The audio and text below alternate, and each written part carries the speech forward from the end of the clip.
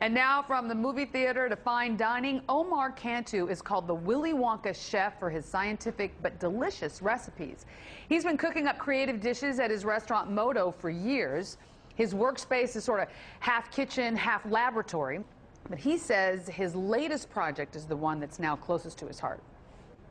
Chef Cantu is on a world mission, or a mission I should say, to end world hunger, and it all starts with a small berry.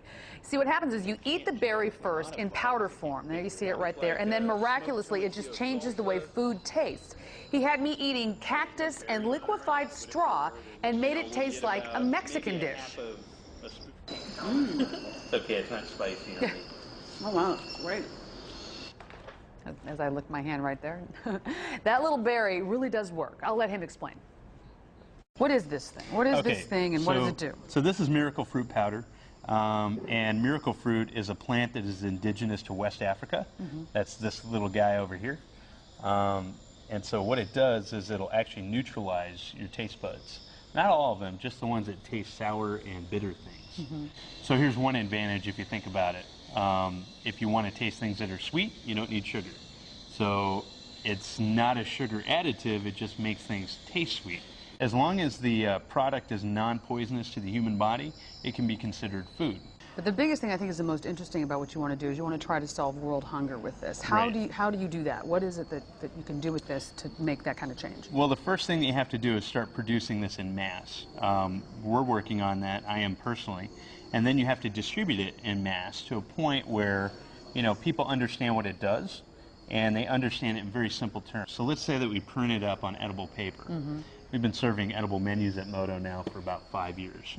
And what you do is, you know, this is just designed to give you a clear example as to what the idea is, food for all. But let's say you speak Swahili. It'll say at the bottom in the native tongue, eat this first. So the idea is in the future, in the very near future, we're going to produce this in mass quantity and just drop it over war-torn countries or places that don't have enough food. You also have a new show, so I imagine this is going to be featured on your new show. In fact, I'm positive it's going to be featured on your new show since you got cameras everywhere.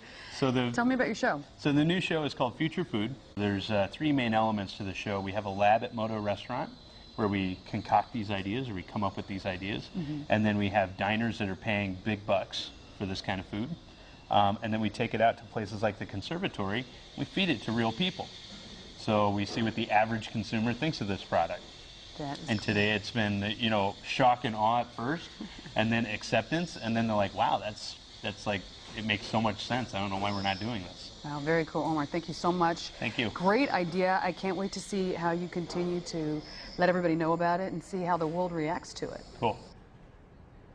That was some pretty amazing stuff, and the Garfield Park Conservatory was beautiful, beautiful setting for all of that. Homaro's series Future Food airs next spring on Green TV, so check it out.